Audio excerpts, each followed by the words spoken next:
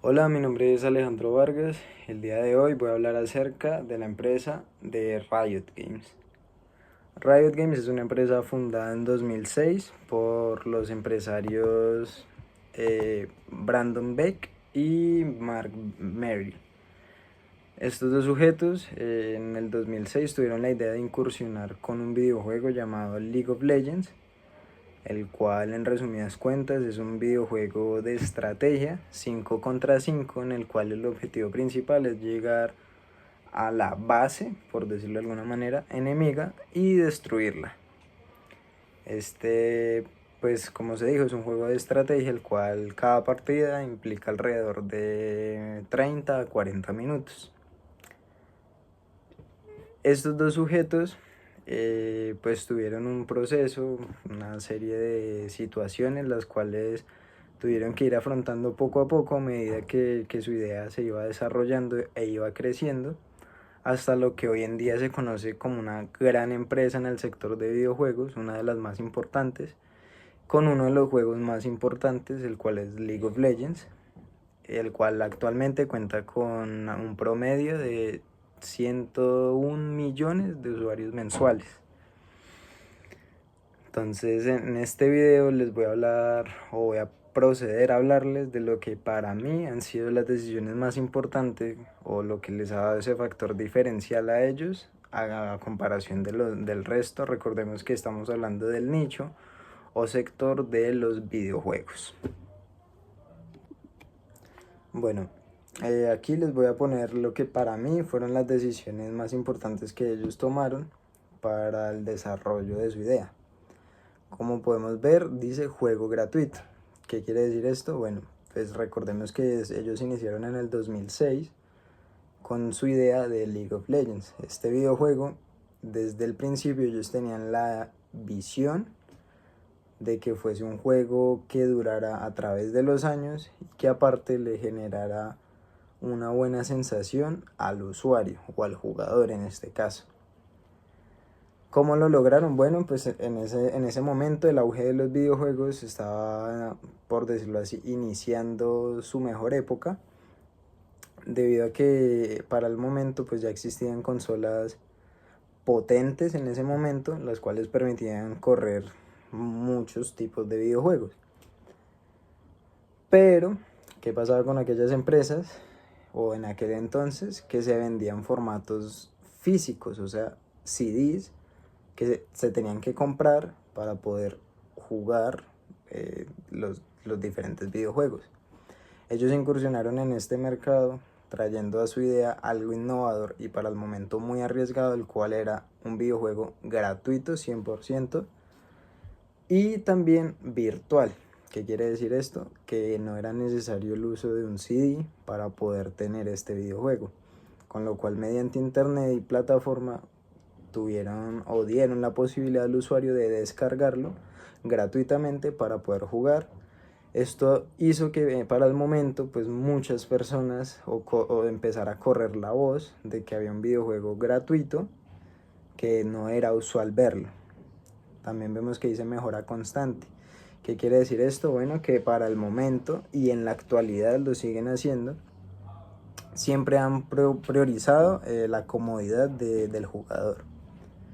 Por ende es necesario escucharlo. Ellos lo han sabido hacer a la perfección. El mejor ejemplo es cuando iniciaron, que lanzaron una versión del juego que no estaba totalmente terminado porque el objetivo de ellos era poder lanzar un juego en el cual el usuario experimentara y diera una retroalimentación para saber en realidad qué es lo que esperaban los jugadores. Con ello mejorar su idea del videojuego y hacer que tuviese éxito. Ellos al lanzar esta versión incompleta, llena de fallos y demás cosas, los jugadores empezaron a entrar, veían errores, enviaban sus reportes y con esto ellos dos empezaron a modificar el juego versión tras versión, agregando o eliminando cosas que los jugadores pues les hacían ver y con esto los jugadores se mantenían fieles a este videojuego, con lo cual era un juego que siempre se ha mantenido constantemente moviendo en cuanto a sus jugadores. Ahora dice mantenimiento constante del juego. Bien, esto va de la mano con lo que acabo de nombrar, puesto que ellos crearon un sistema en el cual los jugadores, como ya lo dije, pueden enviar retroalimentación, y ellos actualmente, mensualmente, lanzan una nueva versión del videojuego corrigiendo errores, balanceando cosas que los jugadores les piden. Con lo cual, esto se ha visto que se mantiene el incremento de jugadores mensualmente y además también se mantiene la tasa de fidelidad de los mismos. También dice escucha a sus usuarios.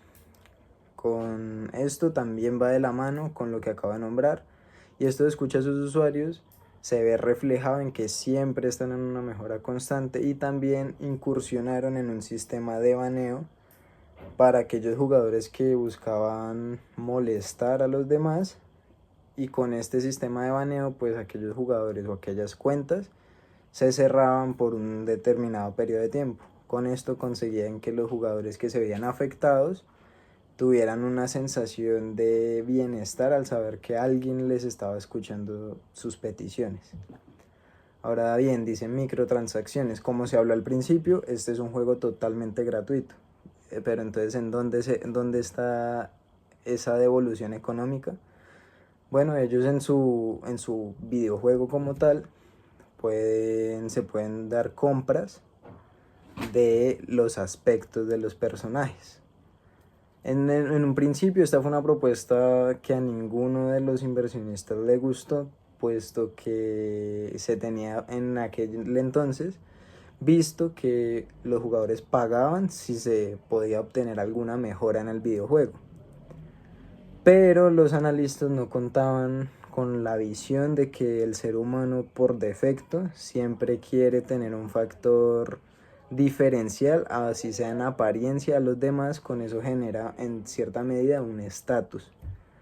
Así que así fue como ellos lo lograron internamente en el juego. Hay micropagos para uno poder canjear aspectos para los diferentes personajes, unos más caros que otros, y esto fue un gran éxito y un gran diferencial de ellos, puesto que las ventas se elevaron exponencialmente.